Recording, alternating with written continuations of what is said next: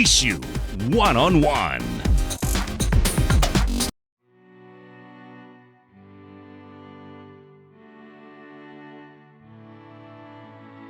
Iba na ang mga kabataan ngayon.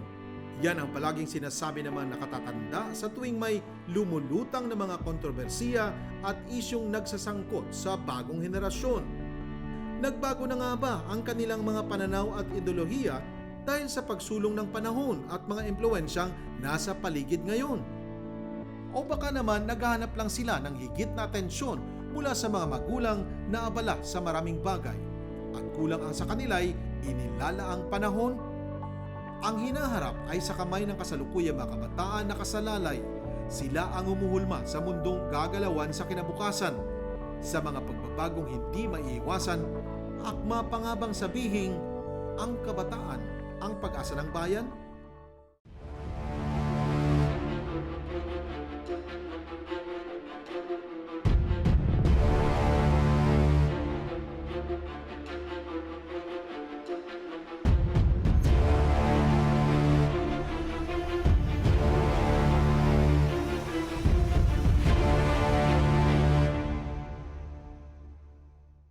Sa edisyong ito, ating tunghayan kung paanong tinutugunan ng National Youth Commission ang mga hamong kinakaharap para sa kapakanan ng mga kabataan. Magandang gabi po, Director Gutierrez. Magandang gabi po naman, Sir. Maraming salamat sa pagpapaunlak nitong interview na ito. Maraming salamat din po. Director, diretsahan po tayo. Yes po. Isa po sa napaka-kontrobersyal na nilalaman ng mga pahayagan at mga balita tungkol ito sa recruitment ng mga sa mga kabataan ng New People's Army. Ano po ang pananaw niyo dito?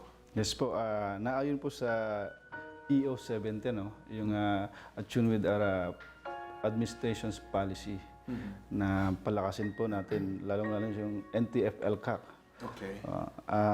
Kailangan yung participation kasi vulnerable po yung mga kabataan natin na kung saan nag-edad ng 15 to 30 years old. So sa hanay po naman ng National Youth Commission, meron po kaming programa tinatawag na Youth Organization Registration Program. Okay.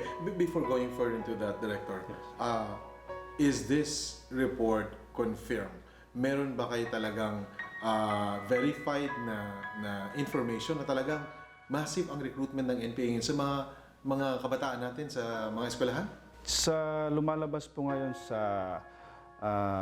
balita, hindi lang online, pati offline, yun po yung pinagbabasehan. But with NYC's end, yung Youth Organization Registration Program na sinasabi ko, yun yung plano namin, countermeasure kung mayroon mang recruitment na nagaganap. Yung kasing registration program namin is pwedeng maging involved yung mga kabataan. But are you alarmed with this? Is the NYC bothered of what's going on? Na medyo ang mga kabataan, ang mga magulang ay nababahala sa nangyayari? Yes po. Unang-una, nasa sektor namin edad, 15-30. So, sa paningin namin, kailangan din namin gumawa ng countermeasure. Yung mapalakas nga yung programa namin para sa kabataan. Paano ginagawa yung countermeasures? Yung talagang direkta na yun, kasulukuyang ginagawa niyo. Because you're alarmed and there are lots of parents complaining, saan papasok ang NYC doon? Yes po. Bale, yung sinasabi nga ng chairman namin, si Chairman Ryan Enriquez, na dapat yung National Youth Commission, kuyat ate ng mga kabataan. Kasi kami yung dapat sumbungan . Okay. Kung may problema ng mga subsector, kami yung dapat humaharap. Hindi kami nakipagbangayan sa kanila. Dapat kami magisumbungan. Makikinig kami sa kanila. Sabi niya, kung may 10 issue, dapat yung 3 alam din namin saan yung pinanggagalingan nila. So sa amin, may mga programa kami kasi we're limited kasi as a policy making agency para sa kabataan, gumagawa po kami ng mga batas. But then, meron kaming programa. Isa nga doon yung Youth Organization Registration Program na pwede natin mapalawig across the 17. But how can that help in this issue? Yes po, kasi yung pagka napasok sila sa registration program namin para sa youth organizations, malamang at sa malamang, makakasama sila during our advocacy programs, volunteer works, trainings, masasali sila. Hindi sila makakaisip kung saan sila pupuntang panig kasi may gobyerno. Is this going to be nationwide? Yes po, it's actually our mandated program. May gobyerno po para sa kabataan. And it's after all, created National Youth Commission dahil sa kanila. Yung ang edad ng 15 to 30. Ang gagawin lang namin siguro, palakasin lang namin yung programang meron kami. Yung sinasaad ng batas para sa amin. So far, meron bang dumudulog sa inyo ng reklamo? Tulungan nyo kami. May mga magulang na bang pupunta sa inyo na we're worried of these things? As the military and PNP coordinate with you na, hey, this is a problem that should be responded with a lot of agencies na dapat magtulong-tulong. Mayroon naman po sa mga areas namin kasi we have satellite offices. May narinig kami. But we have this strong coordination with AFP, PNP, lalong-lalo na under kami sa DILG as agency. Yung Youth for Peace Movement namin nationwide. Meron mga registered youth organizations ng Youth for Peace Movement under sa your program namin. Then doon, during yung Youth Leadership Summit, sumasali sila, napapalakas sila. Napapalakas din namin yung pagiging patriotic nila. Pagiging makabansa nila. On a manner na gusto nilang tumulong. Is the NYC leadership condemning this ongoing recruitment by the NPA? Yung iniisip po palagi ng National Youth Commission yung kapakanan ng kabataan. Nasa tamang landas, na sana maging makabansa sila sa pamamagitan na kung paano sila tumulong sa ating gobyerno. Siyempre yung mga kabataan na against sa gobyerno, gumagawa ng mga activity, ang ginagawa nga namin, kumakatok kami sa kanila. Na kung mayroon mo kayong sumbungan siguro kami, kausapin niyo muna kami. Kasi unang-una, may mga programa nga, sir, para sa kanila. Baka hindi lang kasi napapansin, nararamdaman siguro ang NYC kasi napakalit na agency. Kasi more on policy making kami. But with this advent ng sangguniang kabataan across 52,000 barangays nationwide siguro, may ibababa naman yung programa namin. We in partnership with LGU through LYDOs. And of course, we support the governance program towards the promotion of welfare of the youth. Lalong-lalo na dito, yung free tuition, lalo na sa mga universidad ng gobyerno. But the question is, may mga nagsasabi kasi, dapat hindi na ilibre yung mga estudyanteng nagkikriticize, naghihimagsik laban sa gobyerno. Alam naman natin may mga eskwelahan na left-leaning or mga eskwelahan na maraming mga estudyante ang galit sa pamahalaan or may mga sentimiento sa pamahalaan.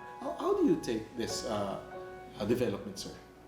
Siguro sa position na yan, sa ang National Youth Commission, kaya kami nagbibigay ng mga proposed legislative agenda to address those concerns. Unang-una, we are on the offing of lobbying the ROTC. Okay. Apo, nandun po kami na sa anggulo na yon para at least maibalik po natin yung dating, nung kapanahonan natin na mayroon tayong guided by those principles during the ROTC practice. Yung mga estudyante po kasi lalong-lalo yung nabanggit yung napaaralan, yung state universities. Nakita nyo naman kung ano ang side ng ating gobyerno with regards to that. And we are fully supported po. Kasi at yun, sabi ko nga, always, ang NYC nasa administration's policy. So, kami po naman, kung ano po yung magagawa namin sa side namin, ang advice po kasi sa amin, dapat maging diplomatic with our stakeholders. Kasi minsan kasi naging controversial tayo dyan eh. Opo. The pronouncement was, dapat hindi sila suportahan. So, nagkaroon ng mga criticism about that. But we just want to be clarified about that na wala bang pinipili ito. Itong free tuition, wala bang pinipili? Wala bang nagrereklamo mga kabataan na, oy, kami, dahil alam nila na mga estudyante kami na palaging nagrarally or pumupunta sa lansangan, kick out na kami or wala na kami sa listahan ng maging eskola? Wala po kasi sa nabanggit naman sa mga nakaraan na nagsalita na nasa position sa gobyerno. Kahit yung mga luminaries na mga professor ng mga universities, still pag ikaw scholar ng bayan, you deserve kasi may budget naman galing yan sa taxpayers' money din. Okay. And if they actually so deserve to qualify to get the scholarship, binibigay naman sa kanila. Ang reason lang kasi ang tinitingnan natin, kung gagawa kayo ng mga activities, rallies, progressive type na mga activities, pwede naman, pero nasa maximum tolerance naman yung gobyerno. So long as hindi po na-deprive din yung ibang kapwa natin, Pilipino sa Pero sir, gusto lang natin clarify. Ang NYC ay hindi humahadlang sa mga gustong magpunta sa lansangan at mag-voice out ng kanilang galit sa pamahalaan. Yun po yung sinasabi rin ng ating administrasyon. Provided na wag pong makaabala sa ibang kapwa natin. Okay. Yun po. Kasi sabi nga nila, yung dapat with maximum tolerance nga. Kasi we do practicing the democratic at the fullest. Sa tingin niyo ba, sir, na medyo nagising lahat ang mga kabataan natin, lalong-lalo nakikita nila yung pagkakaisa ng mga protesters ngayon nangyayari sa Hong Kong, fighting for something, and nakita natin na talagang ang dami-dami. How does this affect our youth in the Philippines? Siguro with our president naman na efforts na makaabot to grassroots level. Nakikita naman kasi nila Pangulo natin halos hindi na nga matulog just to address those mga changes na napangako pa rin niya. At hanggang ngayon ginagawa naman niya. Wala naman perpektong presidente. Pero at least meron tayong working president. Siguro hindi naman ganun ka-apektado tayo with those foreign natin counterparts. Kasi kung may magpababago man na nangyari, nakikita naman, nararamdaman din. And as you're saying na dapat ibalik natin yung makabayan ng bawat isa. So, you think that the ROTC should be the answer for that? Hindi naman po lahat siguro yun ang maging kasagutan. Pero kung kailangan siya yung maging daan para maibalik natin yung pagiging nationalistic natin, kung paano natin mahalin yung kapwa natin at yung pagiging Pilipino natin at yung simbolo na pumapayagpag yung tinatawag nating watawat na nagsisimbolo ng pagkakaisa sana, nagsisimbolo ng pagiging Pilipino. Nationalism po, importante. Do you believe that right now, marami sa mga bataan na wala nang ganon? Ilang porsyento kaya ang natitira na lamang na makabayan at masasabi natin nationalistic at yun talagang sinasabi natin na para sa bayan at nagmamahal at sumusuporta sa makabayang polisiya ng ating pamahalaan. Yes po, sa around 31 million po na kabataan, 15 to 30 na nag-eedad. Sabi po sa National Youth Assessment Study, 92% po is proud to be a Filipino. So malaking bagay po yan. Nadudugtong din po yan sa pagmamahal nila sa ating bansa. Ibig sabihin, makabayan, makabansa. Just by that saying, they are proud to be a Filipino, what does that connote? Nasasabi nila na kahit anong mangyari, hindi naman kasi nasasagi-sagyan kung anong suot mo anong brand ng suot mo. Basta yung dumadalo sa ng pagiging Pilipino, kahit Phil-Am ka or what. Makita lang sila kung kahit saan bansa ka pa naroon, makita lang sila ng watawat. Proud na sila maging Pilipino. Ano ko yung dahilan, sir? Bakit medyo parang maraming lumilihil sa pagiging makabayan natin? Siguro ang sinasabi nga nila is yung youth development is crucial to poverty alleviation of poverty problems natin sa bansa. So, pagtibayan lang natin yung mga programa natin para sa hindi lang limited sa kabataan, yung sinasabi niyo bakit nalilihis o nalilinya. Again, unang-una, bottom line is yung kahirapan. Pag na-address po yung kahirapan natin, hindi naman kasi sila pwedeng mabigyan agad ng lunas na mabigyan maging from class C, maging class A agad lahat-lahat. Hindi ganun kadali. Progressively, based on our GDP naman, tumataas naman yung mga domestic product natin sa gross. Pero as to the investments na pumapasok sa atin based sa sinasabi ng ating economists, okay naman siya. Pero bakit lumili? Siguro magandang dahilan dyan is marami na po kasing mga windows para makita ng mga kabataan natin yung mga nangyayari. Okay. We have the social media, we have yung quad media, including the print and TV media. Mayroon na rin yung mga pati yung pananaw nila nagbabago. Nabubuksan na yung pananaw nila worldwide kasi they feel like they're connected globally. Kung ano nakikita na sila bang bansa, akala nila pwede na rin magamit natin. But eventually, ang makikita naman natin, tayo na hindi magtutulungan kung sakasakali. But has there been any instance na naisip mo, sir, na napakarami pang mga kabataan ngayon ang hindi nabibigyan ng tulong, ng chance, kahit magaling sila. How would you compare the support of the government before and now? Masasabi ba natin na it has changed a lot when it comes to the support of the youth? Sa pagkakalam ko, no, kasi galing naman ako sa area kung saan din ako nagsimula sa NYC. No. Kung yung youth participation machinery ng gobyerno, kung ipapalakad lang natin lahat ng budget natin matag agency, interagency, bigyan natin ng puwang yung budget para sa mga kabataan, mapapalakas po natin yung partisipasyon nila. Just recently, nung election, nagkaroon tayo ng around 20 million registered youth voters. Okay. Ang nag-cast ng actual votes, nasa around 12 to 13% lang of the 20 million. And with that, you believe na ang susunod na mga leader ng ating bansa ay nakabase sa boto ng mga kabataan? Because we have the 30% comprising the population, and we have around 20 million registered voters. Ibig sabihin, if they're gonna actually participate during those exercises, pwede mismo yung boto nila can actually change kung sino yung type of leadership or leader iluluklok nila. If magiging unite lang sila. Yung magiging participative lang sila sa civic, sa public affairs, doing as a beneficial member of the society. Like what happened in the last election? Are you in the belief that ang mga kabataan ang naglagay kay Pangulong Gutierrez sa position? Most likely po, kasi during that time, 2016, most people comprising the 16 million is they wanted change. Okay. And then some are radical almost, di ba? Just for the sake na magkaroon ng pagbabago na nakita nila.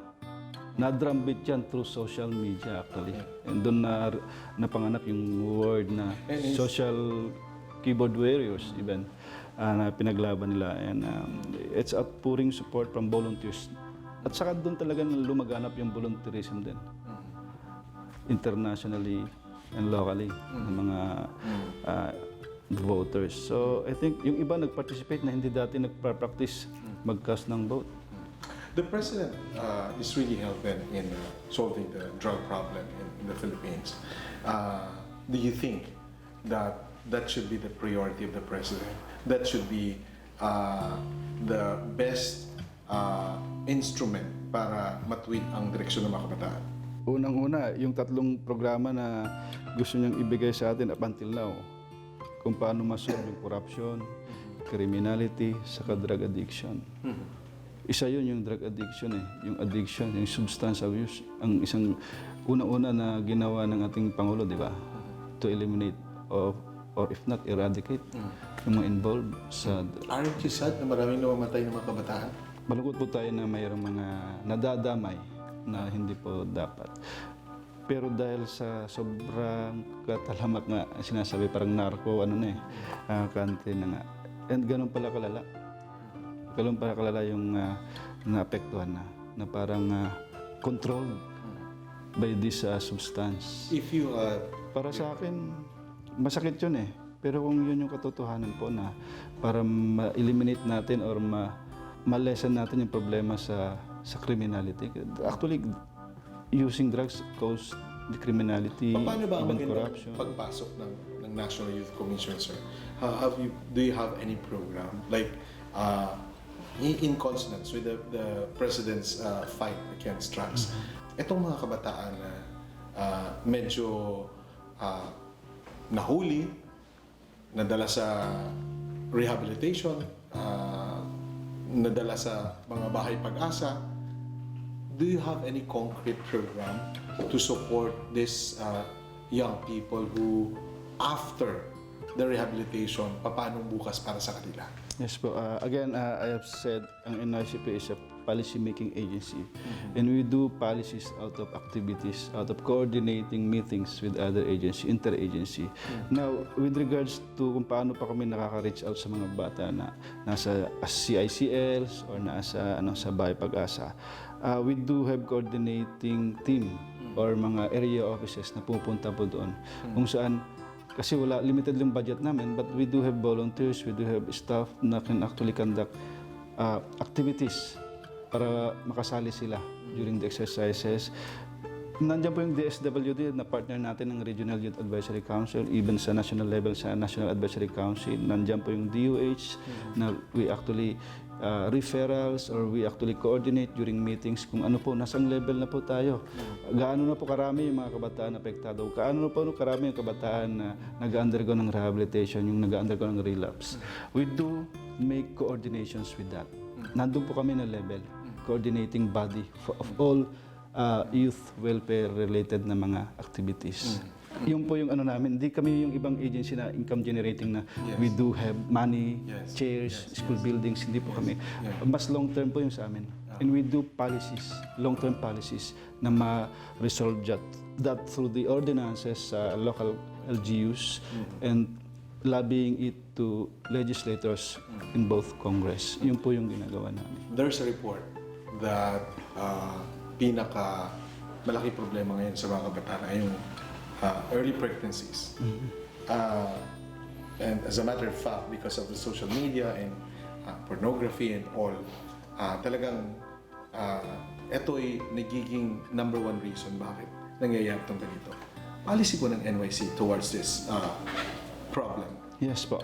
Just last month, we do lobby the teenage pregnancy sa DILG. May record kayo, sir? Mayroon po kaming legislative agenda na nilabi siya. Okay.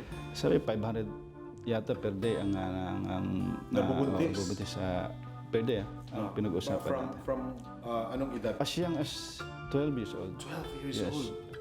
Way back in 2015. 12 as ang young- pinaka 12. na-record ninyo. Oo, 12 pa. Meron yung 2015, I think 9 years old. Batang inang pinag-usapan natin. Ang problema doon, ang napektuhan... Nabuntis, 9 years old. Opo, hindi lang po yung batang inang ang nagkakaproblema doon. Pati yung batang ama na parehong nasa minor age pa rin. So, mahirap po i-address yan. Mantakin mo yung nagiging ano tayo eh. Parang kung sa Asian pa, awardee tayo, gold awardee. Wow. Sa pinakamaraming napapanganak na nasa edad na minority na... And in your study, Kailangan po natin baguhin yung konsepto na yan. Kailangan matuto yung mga kabataan, ano ba maging epekto niyan pag ginawa nila yun at such a young age? Ano yung responsibility nila na ginagawa? Ang hirap kaya, yung mga kabataan na supposed to be a change maker, hindi changing diapers at such a young age. So, ang ginagawa po ng NYC, yung prevalent issues natin kasama yung education, health, teenage pregnancy, depression, even discrimination, nagkakaproblema tayo dyan. Pati sa employment. So yun po, may mga advocacies po kami, mga materials po kami. Ang ginagawa po namin, trainings, and we do encourage them to participate in school youth, out of school youth, working youth, specific youth groups, IP, PWD, children victims in exploitation, even calamity, pati sa in conflict sa... sir, gaano kahanda ang NYC sa pagtugon ng mga hamon sa kabataan ngayon? Yes po, sabihin ko na lang, we have around 190 million lang for a year na budget. And for your operation? Annual. Opo. Then we have around Is that not enough? 117 manpower nationwide. Okay. So kung titignan mo, minimal manpower na minimal budget. But then again, ang ginagawa po namin, we do stretch lahat optimize namin in our full potential na matulungan namin yung mga kabataan reach out. We have 7 area clusters na ngayon siguro this year dadagdagan namin ng another 3 para maging 10 across the 17 regions. Paano po kami ka-ready? We've been here for 24 years since inception 1995. Act in Nation Building Act of 1995. So, marami na rin kaming mga na-produce ng mga leaders through the National Youth Parliament. Naging congressman, governor yung iba. Taro lang natin to, sir. Ang SK is under the NYC. Hindi pa. Bali, yung training, under po sa amin. Kami po nag-prepare ng module. Okay. Kasi under sa 10742 SK Reform Act, kami po yung in charge sa training para sa mga sangguniang kabataan officials. Yung around 400 SK officials nationwide. Effective ba ang sangguniang kabataan? Last year po sila kasi nagkaroon ng election. Until now, yung 10% kasi na SK Budget Utilization Fund From the barangay? in the offing pa rin, from the barangay, in the offing pa rin para magamit siya. Pero pag gumamit naman sila, in the event na nagamit na nila, lahat yun naka-angkla sa 9 centers of youth participation. Dapat doon lang nila galawin yung budget, hindi kailangan gumawa ng mga program. 10% po. Maliit yun. Depende po sa ira ng barangay. May mga barangay naman na nasa highly urbanized cities. May barangay naman na Are you not going to fight na dapat bigyan pa ng maraming support ang mga taga-SK? Yes po. Ang NYC, isa po rin ginagawa niya na nag-amend pa kami mga proposed amendment para sa 10742 na actually this month, first week ng this month, nalabi na rin natin sa Congress. Nagkakaroon ng hearing na extend yung term nila. At the same time, may mga provisions doon na pwedeng maamyendahan na magiging beneficial din sa ating SK officials at sa ensuing na mga magiging officials ng SK. First and foremost, yung term extension. Ikaw, naniniwala ka ba that ang SK is very effective para mag-mold ng mga kabataan natin? For all their activities, for all their policies sa mga kabataan, sila dapat ang nandoon, ang SK talaga. Or we can make another organization na mas epektibong makakatugon sa pangailangan ng mga kabataan. On top of that, yung provision kasi ng SK Reform Act, nandun yung tinatawag nating naging highlights para maging capacitated sila na maging leaders on their respective localities. Unang-una, nagkaroon tayo ng advancing the age from 15 to 17, ginawa silang 18 to 24 years of age. Okay. Above minority na sila. Nagkaroon ng fiscal autonomy, nagkaroon ng anti-political dynastic laws up to second degree of consanguinate affinity, nagkaroon ng creation ng local youth development councils, even the local youth development offices, mandated continuing training for sangguniang kabataan. So with that, I think yung provision na yun na-enhance yung SK, kaya nga na-reform yung AKE ng 10742. I think marami rin naman sa ating mga kabataan ngayon kumpara sa previous kasi mas yung edad nila ngayon nasa 18 to 23, nasa core youth na sila na nagiging yung iba passionate na sila para kasi tumulong. sa ganito kasi yun, bakit ko tinatanong yan? Marami kasi observation. Ginagamit lang yung SK ng mga politiko eh. Ito yung training ground ng mga traditional politicians and kailangan ito pag eleksyon ng local, ito yung ginagamit. Do you think that may mga epektong ganito at nagagamit ka? Are you really that free? Sa election kasi sa barangay level, sakop sila ng 10742. Okay. Pero pagdating na sa federation election, Okay. parang wala na din yung 10742. Pero sa barangay election, during the election ng SK, yun, limited sila sa 107. Pero may federations pa level ng city, municipal, provinces. Doon na may sabihin natin yung mga leaders natin sa local government units. Kasi pag once naging sa kanila yon, napasok yung tao nila na isang council member, malaking numbers game ang politics eh. Sinasabi yung breeding ground of corrupt officials. That was long before nung na-enact itong batas ng 10742. Marami po ang mga pribilehiyo ng mga senior citizen. Ngayon, sa mga kabataan, libre na daw sa MRT, LRT, sa mga daming mga pribilehiyo ng kabataan. Ano ang kulang? Kasi meron tayong batas na first-time job seekers. Okay. Na dapat pag kumuha ka ng BIR, kumuha ka ng SSS, automatic parang isang desk lang yan na pwedeng hub na makuna nila. Okay. Kaya ang kulang na lang siguro yung mapakintab pa yung mga pag-asa ng mga kabataan na lumahok sila sa activity ng mga government-related na programs. Kagaya ng National Youth Commission, we do programs for them. We have website, we have offline, we have online programs. We do have the recruitment. Kung may recruitment ang kabila, may recruitment naman kami para magkaroon kami ng mga organizations na duly registered and accredited. We do have also youth serving organizations program na recruitment. Buksan lang po nila yung time nila.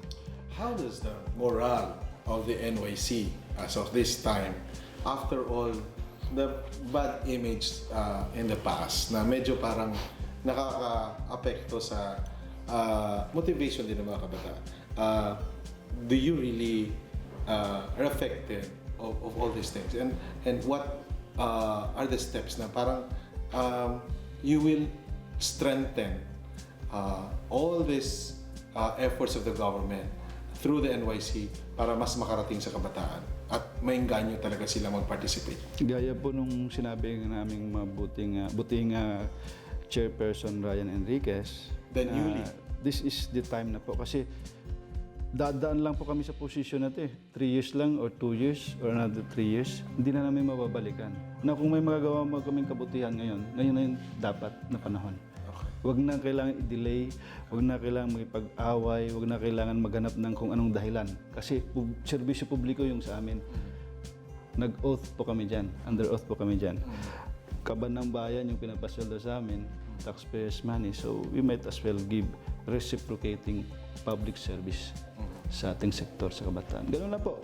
Kung may magagawa po kami, kung wala pa namin, hindi pa namin nagagawa, do remind us. Kinakatok po namin yung mga kabataan. Remind us, ano po ba ang kulang? Kahit ganito lang kami kaliit, kung kaya namin ibigay naman na magagawa pa habang nanungkulang kami. At inaasahan din namin kasi may iwan namin dapat gayahin yung anumang tahak na tinatatahakin pa namin. How important is really supporting the efforts of President Gutierrez when it comes to, number one, itong pagpapatingkad sa maaaring matulong sa mga kabataan, and of course, ang kanilang kinabukasan. Yes po, gaya nga ng sinasabi ni Senator Bongo na magkakaroon ng mga youth center as much as possible sa mga LGUs. Yun po, malaking venue po yun. Okay. Venue po yun para masabi ng mga kabataan na they can call their own. Okay. Kasi yung venue na yan, nandyan yung mga tinatawag nating pwedeng i-showcase kung anong merong talent yung mga kabataan, kung anong meron na windows para services, trainings, scholarship para sa kanila, kung sino yung mga appropriate government agencies, local or national na malalapitan nila directories, kung sino yung malalapitan nila ng mga staff ng SK, ng local youth development offices, ng local youth development council members. Parang one-stop shop siya na youth center. Kung sana man lang, every LGU may ganun. Napakagandang epekto yon na pwedeng maibigay na legacy para sa mga kabataan ng ating administration. Kasi venue ang kailangan nila para doon mapapag-usapan kung ano yung dapat nilang gawin, doon sila matututo, kung ano dapat nilang matutunan, doon nila makagamit, kung ano yung dapat nilang gamitin para sa kanilang future. Kasi mga vulnerable. Igigiit mo pa rin ba na ang kabataan ay pag-asa ng bayan? Dapat. At ang sa akin ngayon, kagaya ng iba, sinasabi na ito yung kabataan ngayon dapat sila nang inaasahan ng bayan. Dahil nasa kanilang kinabukasan. Kasi kung ikaw, responsableng kabataan ka na ngayon, kung alam mo na yung age of discernment, yung tama at mali, malaking halimbawa ka sa mga susunod pa ng mga kabataan para sa kanila. Kasi ang ginagawa natin, sabi nga ni Simon Sinek, the leadership is not about the next election, di ba? It's all about the next generation. So dapat ganun yung iniisip. Pati ng mga SK officials natin, NYC officials, employees, LYDOs. Pirmi ang iniisip dapat yung ano yung sa generation, ano mangyayari sa kanila pag wala na. Nakikinig po ang maraming mga kabataan ngayon sa buong Pilipinas. May mensahe ka mula sa mga achievers, sa mga maraming mga talents, sa maraming mga kabataang nalilinya sa sports, sa performing arts, at sa mga kabataang patuloy na naghihintay na sila matulungan ng ating pamahalaan. We do encourage kasi we do hone dapat yung mga kabataan yung mga talents nila, respective skills. Paano po sila matutulungan? Just do knock the agencies like National Youth Commission. We do have lines, trunk lines, website, offline, online, and pakita niyo po na maasahan pa kayo. Ipakita rin niyo po na interesado kayo. Ipakita niyo po na kaya niyong makipag-participate, kaya niyong mag-attend sa mga programs, seminars, activities para po kami naman makatulong sa inyo. And we have like this PTB4, may mga upcoming events sila, and hopefully you can join us because this is designed and we are actually tasked to carry out those services para po sa inyo. Dr. Julius, maraming salamat. Maraming salamat po. Thank you. At yan po ang panayam mula kay Executive Director ng National Youth Commission, Dr. Gutierrez. May mga ahensya ang gobyerno nakasentro ang gawain para sa mga kabataan. Nariyan sila para magbigay ng gabay at direksyon sa bagong henerasyon. Subalit huwag nating kalilimutan na ang mga magulang pa rin ang tunay na may responsibilidad sa paghubog sa kanilang mga anak. Hayaan nating ang panahon lang ang magbago. Ang mga kabataan ay mananatiling pag-asa ng bayan kung malinis ang ating hangarin para sa kapakanan ng sambayanan. Isyu One-on-One.